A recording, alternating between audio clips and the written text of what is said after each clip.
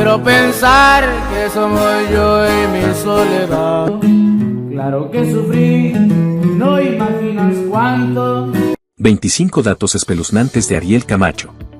Mi gente intrigosa, hoy nos metemos hasta la cocina del chisme sinaloense porque vamos a desmenuzar la vida, los secretos, las tragedias y los mitotes que rodearon a Ariel Camacho, ese muchacho que con solo abrir la boca ya tenía al público suspirando. Y aunque se nos fue demasiado pronto, dejó una lista de historias que harían temblar hasta a mi comadre, que todo lo aguanta. Pero antes de arrancar, ya te la sabes. Suscríbete, da like, activa la campanita, comenta y comparte este video. Que tú sabes que en este canal el mitote no se cocina solo. Y como dijo mi vecina cuando le conté que hablaríamos de Ariel, mijo, eso va a estar más bueno que ver a las tías peleándose por la herencia. Ahora sí viene lo chido. Ahora sí, ajusta el cinturón, tráete la botana, porque lo que viene está digno de una novela de Televisa. Dato espeluznante número 1. El hijo secreto que ocultó por meses. Dicen que en los pueblos nada se esconde, pero mira que Ariel sí lo logró. Antes de su muerte circulaba el rumor de que tenía un hijo que había mantenido en secreto por meses. Mi prima fue la primera en soltar el chisme, con ese tono de yo me sé algo que tú no sabes, diciendo que la mamá del niño había decidido callar todo para evitar que se armara un chismesote nacional. Y mira que lo logró, hasta que ya no se pudo más. Cuando la noticia se confirmó después de su muerte, aquello se convirtió en un temblor mediático. Los fans comenzaron a armar teorías de tiempo, fechas, parecidos y situaciones que no cuadraban. No insistas en perdonarte. Mi comadre decía que el silencio había sido sospechoso desde el principio, y que donde hay humo, siempre hay brasas escondidas. La cosa se volvió más intensa cuando la gente comenzó a preguntarse si ese hijo había llegado durante una relación complicada o en un momento en el que Ariel ya estaba con alguien más. Y tú sabes que cuando la duda entra, ya no se vuelve a salir. Las redes sociales estaban como tormenta eléctrica, chispeando rumores por todos lados. Al final, aunque se confirmó la existencia del niño, nunca se aclararon todos los detalles. Eso hizo que este dato quedara flotando como una sombra que sigue alimentando el misterio alrededor de Ariel. ¿Por qué secreto que se descubre tarde, se vuelve leyenda? Pero nunca falta un perro que mirando el hueso no quiere. Dato espeluznante número 2. Presintió su propia muerte y se lo dijo a su novia. Este dato está tan espeluznante que hasta mi comadre se persignó cuando lo escuchó. Resulta que meses antes de irse, Ariel le dijo a María Arellanes una frase que heló la sangre de todo mundo cuando ella le contó: si un día falto, llévame una rosa. Así, directo, sin rodeos, como si ya supiera que el destino venía galopando detrás de él. María aseguró que esa no fue una ocurrencia aislada. Que Ariel, en varias pláticas, confesó sentir una especie de sombra detrás, como si la vida le estuviera mandando avisos que solo él entendía.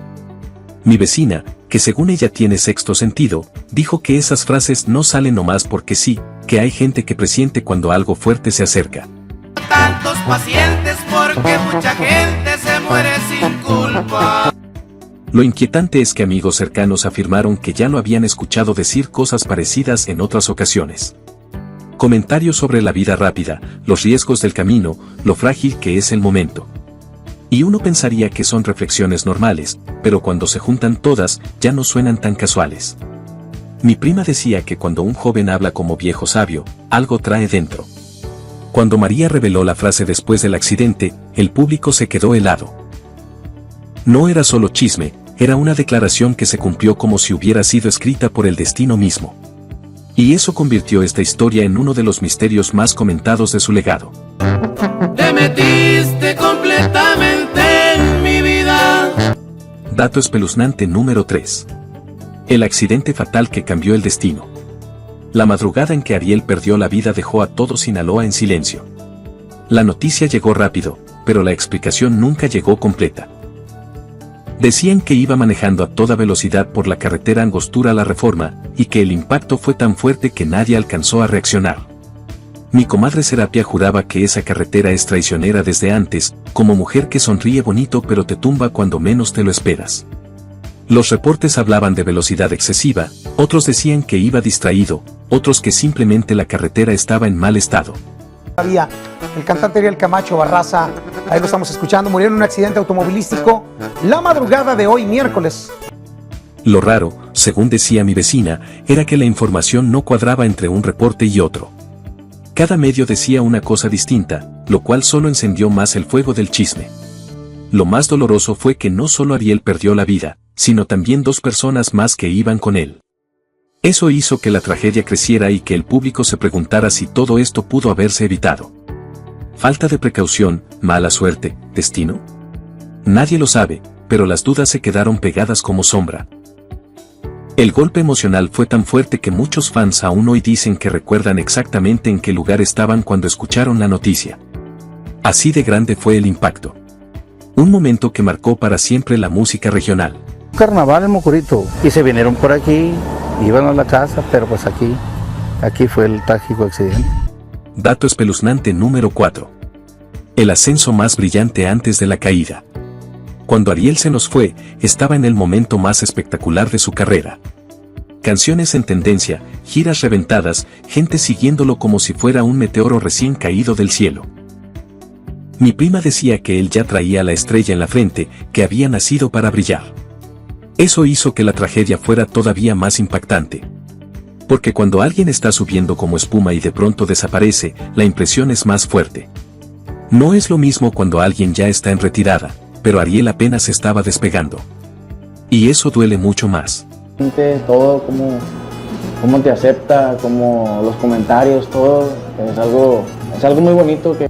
Los plebes del rancho iban agarrando vuelo, la música sierreña tumbada se estaba acomodando en las listas, y Ariel era la punta de lanza.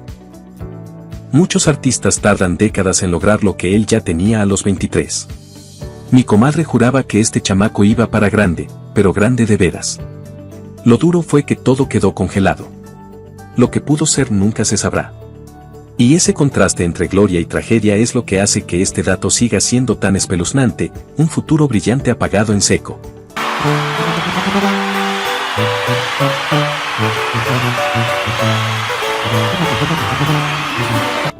Dato espeluznante número 5. El accidente previo que fue una señal que nadie escuchó. Un año antes del accidente fatal, Ariel ya había tenido otro choque fuerte en Guamúchil. La gente que supo dijo que ese golpe estuvo feo y que pudo haber terminado igual de trágico. Mi vecina recuerda que en las noticias se rumoró que venía contento y que la cosa se salió de control. La familia, según contaban, trató de ponerle freno. Le dijeron que se cuidara, que bajara el ritmo, que la vida estaba apenas empezando. Pero tú sabes que a esa edad uno se siente invencible. Y yo seguiré siendo el rey de corazones. Las advertencias entran por un oído y salen por el otro. Mi comadre decía, el destino primero avisa suavecito, luego ya te grita. Muchos fans consideran ese primer accidente como una señal clara de lo que venía si Ariel no cambiaba su ritmo de vida. Pero él seguía impulsado, lleno de planes, proyectos y la adrenalina que trae la fama joven. Cuando pasó la tragedia final, todo mundo recordó ese accidente previo. Y la frase que repetían era siempre la misma: ya estaba avisado. Un dato que duele porque se siente como oportunidad desperdiciada. Hice trato con los verdaderos socios, me hice narcotraficante, jefe. Dato espeluznante número 6. La relación tóxica que lo marcó. La historia entre Ariel y María Arellanes era un volcán. Pasión fuerte, cariño enorme, pero también pleitos que hacían temblar. Mi prima decía que ellos dos eran amor bonito pero con espinas. Y la verdad es que así se veía desde fuera. Se filtraron mensajes, notas de voz y capturas donde quedaba claro que los celos estaban presentes. Giras, fans, horarios, sospechas todo era un detonante. Y como ambos eran jóvenes e impulsivos, las discusiones se encendían rápido. A veces por cosas grandes, a veces por tonterías. Los fans se dividieron. Unos decían que eran la pareja ideal, otros, que entre tanto pleito era mejor dejarlos separarse. Mi comadre Carmen notaba que Ariel a veces se veía apagado, como si la relación no tuviera en tensión constante. Lo más espeluznante de este dato es que muchas personas creen que Ariel ya presentía que algo malo venía. Y que esa relación turbulenta fue parte de la carga emocional que traía encima. Una historia de amor que quedó marcada por un final sin cierre. ¿Cuál fue el último mensaje que te dejó a ti? estábamos hablando de por qué peleábamos, pues si no había... Dato espeluznante número 7. Los rumores de infidelidad que lo perseguían en todas partes. Desde que Ariel empezó a llenar escenarios, comenzaron los susurros. Que si con una fan en Chihuahua, que si con una muchacha del staff en Jalisco, que si con una amiga de un amigo en Sonora. Ya sabes cómo es eso, cuando la fama sube, los chismes se multiplican como pan dulce en ofrenda. Lo que más encendía el mitote era que varias muchachas del medio soltaban indirectas, esas que no dicen nombres pero todos saben a quién van dirigidas. Mi comadre decía: ay, esas muchachitas nomás buscan picarle el avispero. Lo curioso es que María, su novia, defendía a Ariel con uñas y dientes, diciendo que todo era inventado. Pero tú sabes cómo funciona esto, entre más lo niegan, más se alborota la gente. Y así fue. Cada desmentido encendía más el fuego. Hasta la fecha, este es uno de los capítulos que más divide a los fans. ¿Infiel o víctima del chisme? Cada quien tiene su versión. Pero el rumor nunca murió. Está siendo costumbre matar 2 o 3 de los que matan diario. Dato espeluznante número 8. Quería despedir a el tigre César Sánchez del grupo. Este dato fue como echarle gasolina a un cerro seco. Resulta que Ariel ya no estaba muy contento con el tigre César Sánchez, su amigo de toda la vida y mano derecha musical. Rumores fuertes aseguraban que estaban teniendo roces creativos y hasta celos de liderazgo. Ya sabes cómo es esto, cuando uno brilla más, el otro siente que lo van dejando atrás. Mi comadre decía: eso pasa hasta en las mejores familias, mijo. El problema explotó cuando, según contaban, Ariel estaba considerando seriamente sacar al tigre del grupo. Y lo más feo es que esto se supo por pláticas privadas que alguien filtró. Al tigre no lo sacó del grupo porque yo no lo dejé que lo sacara. Entonces, literalmente, pues me dieron la espalda a mí.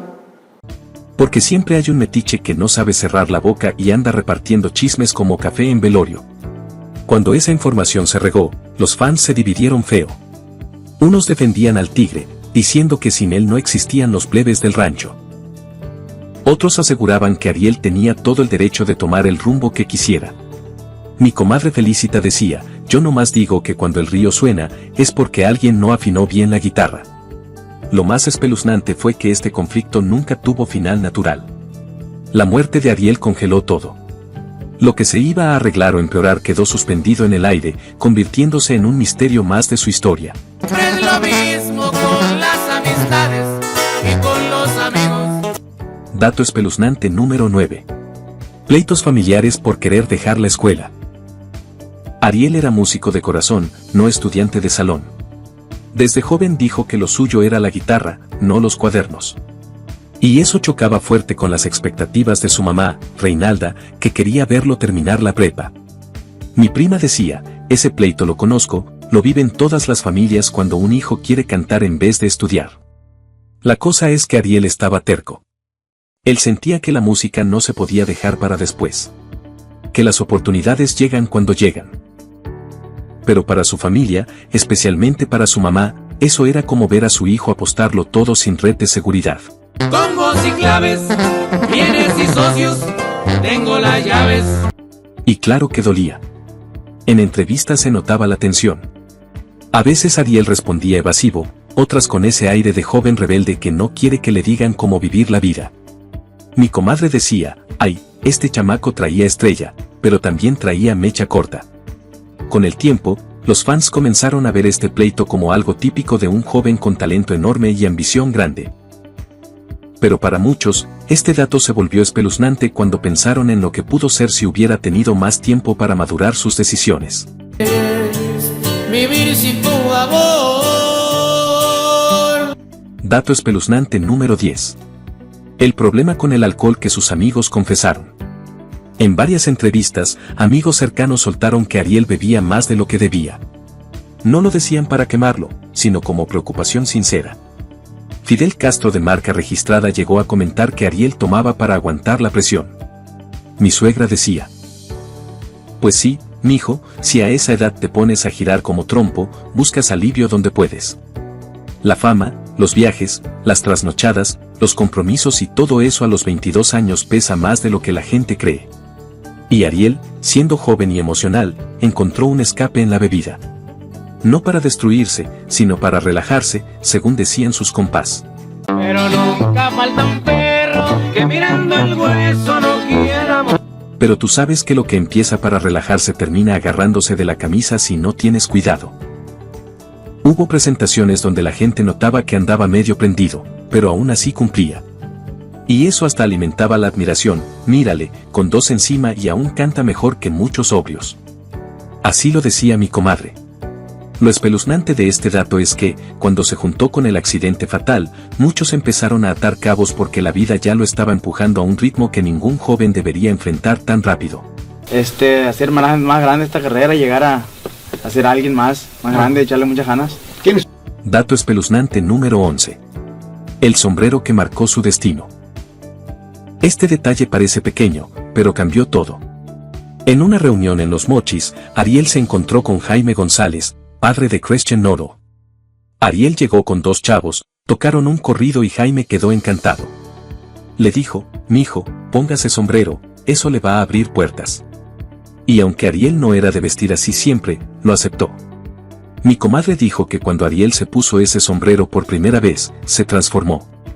Era como si la imagen le diera un aire de autoridad que antes no mostraba.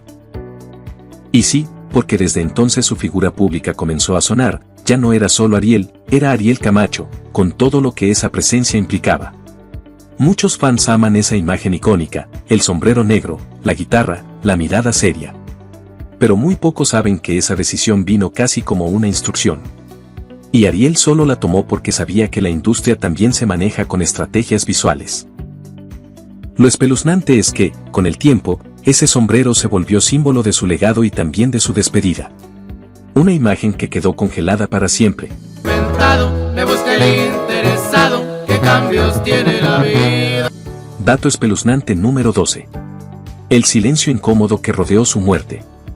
Este es uno de los datos más comentados y también más inquietantes. Desde el primer día, hubo cosas que no cuadraban. Las horas de los reportes, las versiones de los testigos, lo que decían los medios, lo que decía la gente del pueblo. Todo parecía revuelto, como si nadie quisiera explicar bien qué había pasado. Mi vecina decía que cuando todos hablan distinto, es porque alguien no quiere hablar claro. Primero decían que manejaba él, luego que otro.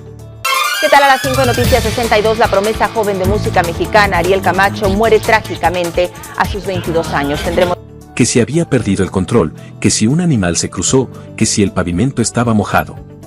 Nada se confirmaba al 100.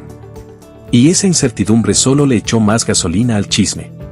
Lo más raro es que no hubo un informe detallado para el público. Ni un cierre oficial que diera paz. Nada. Y cuando falta claridad, sobra rumor. Mi comadre decía que la historia estaba coja, que alguien debía decir la verdad completa. Por eso este dato sigue siendo uno de los más espeluznantes, porque quedó un hueco en la narrativa de su muerte. Un silencio incómodo que se siente como si faltara una pieza importante del rompecabezas. Ariel Camacho fueron retirados de una conocida casa funeraria de la ciudad de Guamúchil alrededor de las 14:30 horas.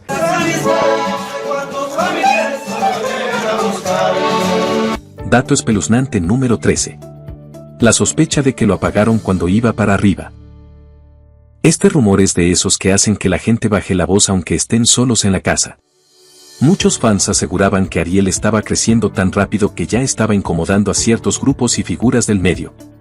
Nada comprobado, puro murmullo de rancho, pero suficiente para generar un ambiente pesado.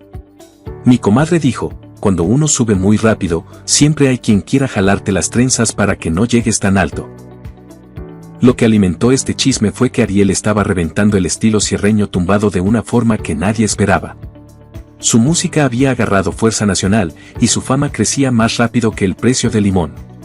Eso generó murmuraciones de que no todos estaban contentos con su éxito. Después de su muerte, la falta de detalles claros, las versiones inconsistentes y ese aire de misterio solo hicieron que la teoría creciera. Para muchos, no fue casualidad que la tragedia llegara justo cuando él estaba en su punto más alto. ¿Verdad? ¿Exageración? ¿Pura novela mental de la gente? Nadie lo sabe. Pero ahí quedó, una sospecha que hasta hoy se repite en pláticas de cocina, taxis y reuniones familiares. Una buena vieja no le hace que cobre. Dato espeluznante número 14. El pleito con los músicos de la vieja escuela. Desde que Ariel empezó a sonar, varios músicos serios, técnicos y tradicionales se le fueron encima diciendo que su estilo era demasiado simple. Que eso no era regional verdadero, que le faltaba técnica, que estaba descomponiendo el género. Mi vecina, bien enojada, decía, ay por favor, si nomás es porque el chamaco está ganando más que ellos. La cosa es que Ariel nunca presumía virtuosismo, él presumía sentimiento. Y de tanta pena, hasta el sol se me apagó. Y eso molestaba a quienes tenían años picando piedra sin lograr la misma conexión con el público. Cada canción que Ariel sacaba generaba comentarios de viejos músicos diciendo que eso no tenía ciencia. Pero lo que ellos veían como debilidad, Ariel lo convirtió en estilo. Su música conectaba porque era honesta, sencilla y directa. Él sabía lo que hacía y por quién lo hacía. Y esa autenticidad fue lo que lo puso en la cima. Este pleito quedó como una muestra de que el talento real siempre incomoda a quienes creen tener el monopolio del género. Y aunque jamás se agarraron a golpes, las indirectas eran más filosas que cuchillo de taquero.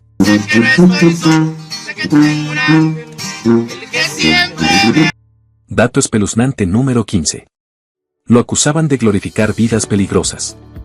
Desde sus primeros corridos, algunos comentaristas y señoras conservadoras empezaron a decir que Ariel romantizaba vidas peligrosas. Que sus letras eran demasiado directas, demasiado reales, demasiado cercanas a cosas que la gente no quería escuchar en voz alta. Mi prima decía, pues si no quieren oír realidad, pónganse los audífonos y escuchen meditación. Ariel siempre respondió que él solo contaba lo que veía en los pueblos, lo que la gente vivía, lo que formaba parte de su entorno. No era propaganda, era narración. Pero eso no evitó que varios lo señalaran como mala influencia para los jóvenes. El detalle espeluznante es que cuando murió, muchos relacionaron sus letras con su destino, como si hubiera estado narrando su propio camino. Y eso hizo que las canciones adquirieran un significado más oscuro. Hoy, su música sigue generando debate. ¿Riesgo? ¿Retrato social? ¿Estilo auténtico? Cada quien lo toma como quiere. Pero la discusión sigue viva, lo que demuestra lo fuerte que fue su impacto.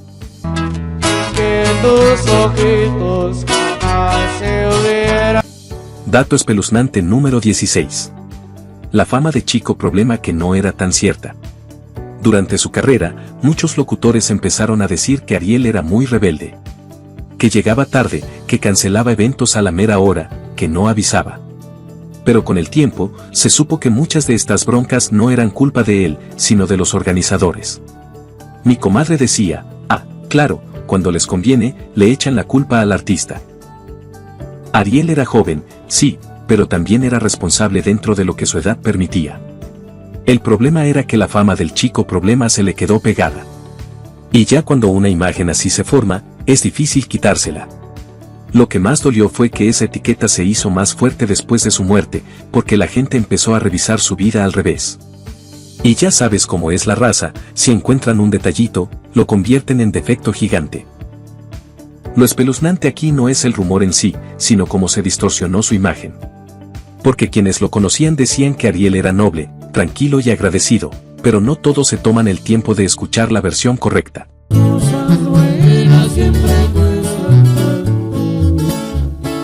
Dato espeluznante número 17. Las rivalidades silenciosas con otros grupos sierreños. Cuando un estilo musical explota, empiezan las comparaciones. Y cuando empiezan las comparaciones, empiezan los piquetes de costillas. Ariel tenía varios grupos contemporáneos que, aunque nunca lo atacaron abiertamente, soltaban indirectas como si fueran pedradas disfrazadas de poesía. Mi prima Alberta decía, ay, esos ardidos no pueden ver que a alguien le vaya bien. Había grupos que intentaban copiar su estilo, su arreglo, su manera de cantar. Y aunque muchos fans notaban el intento, Ariel nunca respondió con pleito. Él dejaba que la música hablara. Forma ya de subirse uno al escenario, que la gente grite y esté emocionada, y ya cuando empiece uno a cantar, que la gente coree las canciones de uno que uno canta, es muy bonito, se siente. Pero eso no evitó que en el ambiente se sintiera una tensión como de a ver quién puede más. Lo curioso es que Ariel no buscaba competir. Él tenía su estilo propio, su público, su energía. Pero el éxito ajeno siempre provoca sombra. Y ahí surgieron las rivalidades silenciosas, esas que nunca se declaran pero todos saben que existen. Después de su muerte, muchos de esos grupos empezaron a ganar fama usando indirectas de homenaje. La gente lo veía como oportunismo, pero cada quien sabrá con qué conciencia duerme. Porque nunca escucho las propuestas de amor que le hice. Dato espeluznante número 18. No quería seguir bajo su propio nombre. Entre músicos cercanos se corría el rumor de que Ariel ya no quería que el grupo siguiera llamándose Los Plebes del Rancho de Ariel Camacho. Decían que él sentía que el nombre del grupo se estaba comiendo al artista, como si se estuviera diluyendo entre tanto compromiso. Mi prima decía: pues claro, si él era el alma del proyecto, ¿cómo no va a querer su propio espacio? Este rumor empezó a tomar fuerza cuando algunos notaron que Ariel estaba inquieto, que ya no se sentía tan cómodo con ciertas decisiones del equipo.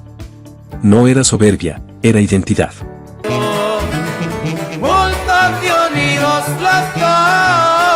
Él quería un proyecto más personal, algo que reflejara exactamente quién era y hacia dónde iba.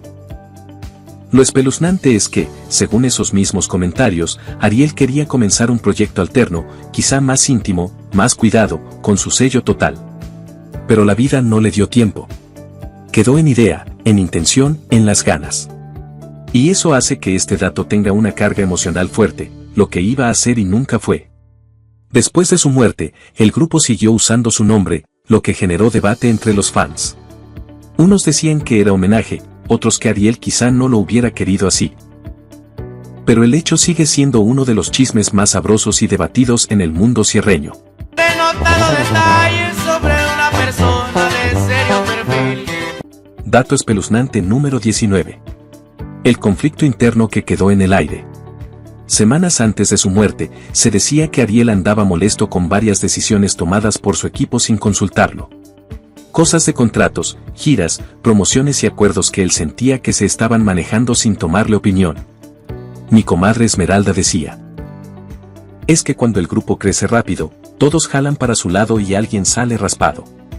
Ese ambiente tenso se notaba en cómo Ariel se comportaba, más callado, más pensativo, menos sonriente que antes. Yo quisiera entrar en tu corazón. No era depresión, era frustración. El muchacho sabía lo que quería, pero parece que no todos estaban caminando a su ritmo. Lo peor es que este conflicto nunca se resolvió. La muerte repentina lo dejó congelado como foto borrosa. Nadie pudo aclarar cómo había terminado esa tensión interna. ¿Lo hubieran arreglado? ¿Se hubiera separado? ¿Hubiera cambiado de equipo? Son preguntas que ya no pueden tener respuesta. Un pleito silencioso que quedó sin final, convertido en misterio eterno para los fans. Me gusta mucho pues lo que hago, mi carrera y pues estoy feliz de estar aquí para complacer a la gente de Fresno. ¿De dónde viene? Dato espeluznante número 20. La maldición del género sierreño. Cuando Ariel falleció, muchos comentaristas empezaron a decir que el estilo sierreño estaba maldito. Que ya varios jóvenes del género habían sufrido tragedias o accidentes. Mi vecina, bien supersticiosa, decía: ay no, no digan eso, que luego se pega. Aunque no hay ninguna prueba real de maldición ni nada por el estilo, la coincidencia de muertes jóvenes dentro del movimiento sí levantó cejas. Para muchos fans, Ariel se convirtió en la figura central de esta teoría oscura, como si su muerte hubiera sido el punto más fuerte en la cadena. Lo que hizo este rumor más intenso fue su juventud. Un muchacho de 22 años, lleno de éxito, energía y futuro, cayendo tan rápido, alimentó la narrativa de que algo raro pasaba en ese mundo. Y ya sabes, donde hay misterio, la imaginación hace fiesta. Hasta hoy, la gente todavía menciona esta supuesta maldición cuando hablan de Ariel. No porque sea verdad, sino porque el impacto emocional fue tan fuerte que muchos sintieron que algo más estaba detrás. Pues es bonito que pues la gente lo acepte a uno. Y que le guste más o menos la música que uno va entregando hacia ellos y que... Dato espeluznante número 21. Era muy selectivo para colaborar y eso le trajo enemigos. Ariel no era de grabar con cualquiera. Eso todos lo sabían. Tenía criterio, gusto y una visión muy clara de su sonido. Por eso, cuando alguien lo invitaba a colaborar, él decía que sí solo cuando realmente conectaba con el proyecto. Mi comadre decía, eso se llama tener dignidad artística, no como otros que andan ofreciendo. Pero esa selectividad también le generó chismes. Muchos artistas se ofendían cuando Ariel no aceptaba una colaboración. Y tú sabes que en el medio musical, el ego pesa más que la guitarra. Había quienes se resentían, quienes lo criticaban, quienes decían que era sangrón. Lo espeluznante es que algunas de esas personas resentidas comenzaron a dejar comentarios incómodos, indirectas públicas y actitudes raras. No eran pleitos abiertos, pero se sentía el clima de tensión, como cuando en las fiestas familiares dos tías se odian pero fingen que no. Ariel simplemente cuidaba su estilo. Pero el medio, ya tú sabes que el medio no perdona a quien no se doblega.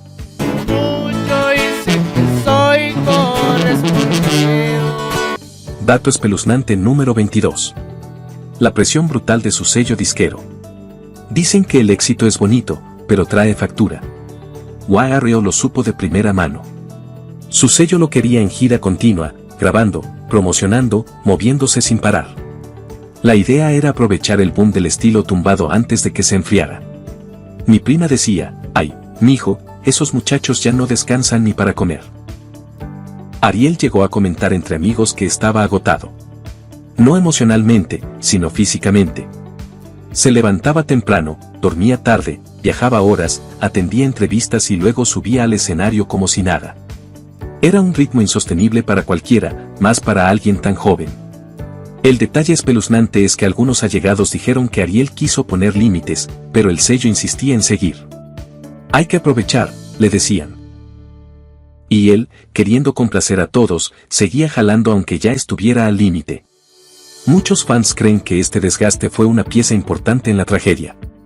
No como causa directa, sino como parte de la cadena que terminó llevándolo a ese punto sin retorno.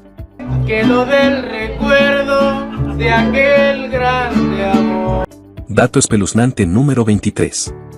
Sus letras eran tan directas que algunos decían que jugaba con fuego. Una de las cosas que siempre distinguió a Ariel fue su manera de escribir. No se escondía detrás de metáforas elegantes ni palabras suaves. Él decía nombres, lugares, situaciones y realidades como iban. Y eso, según muchos comentaristas, era arriesgado.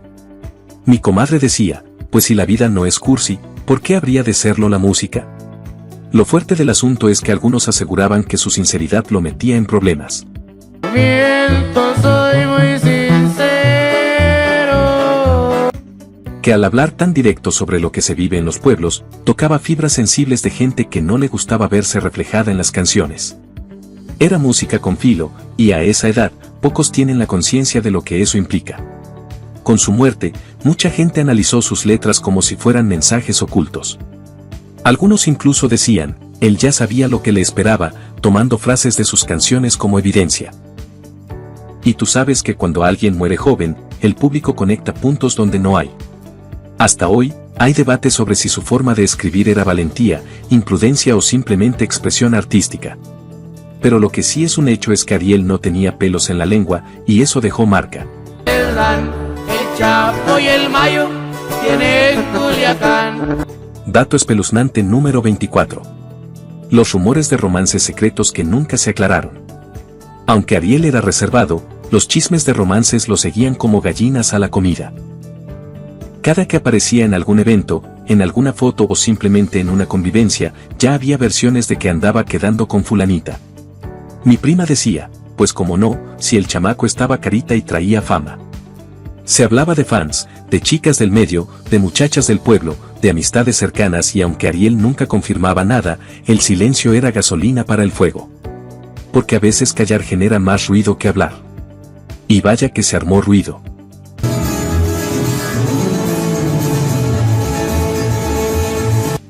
Lo más espeluznante de este dato es que muchos de esos rumores tomaron fuerza después de su muerte. Como si la gente sintiera libertad de decir lo que antes no se atrevía. Y eso generó historias que iban desde lo plausible hasta lo francamente exagerado. Lo único seguro es que Ariel siempre manejó su vida sentimental con discreción.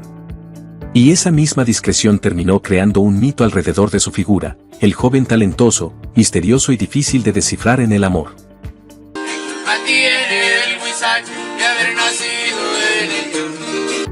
Dato espeluznante número 25. El impacto de su muerte en los plebes del rancho y en el género entero. Este último dato es el que más divide a los fans. Cuando Ariel murió, los plebes del rancho siguieron adelante con el nombre. Unos lo aplaudieron diciendo que era un homenaje, otros lo vieron como falta de respeto. Mi vecina decía, ay, la gente nunca está conforme, si paran se enojan, si siguen también. La realidad es que la ausencia de Ariel dejó un hueco enorme. Él no era solo la voz, era el rostro, la esencia, la chispa. Continuar sin él fue un reto que generó opiniones encontradas. Algunos fans decían que nada sería igual, otros celebraban que el proyecto no muriera con él. Pero lo más espeluznante fue el impacto en el género. Después de su muerte, muchos jóvenes artistas empezaron a tomar su estilo como inspiración. Se volvió tendencia, se volvió molde, se volvió referencia obligada.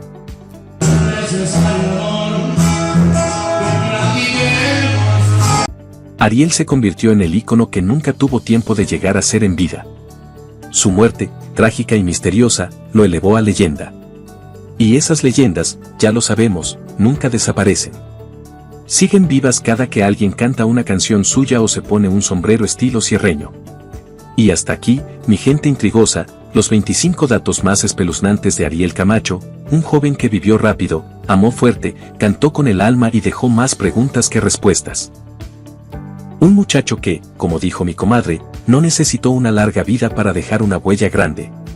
Si te gustó este recorrido por los datos espeluznantes de Ariel Camacho, suscríbete, activa la campanita, dale like, comenta y comparte este video con alguien que también sepa disfrutar un buen mitote con fundamento.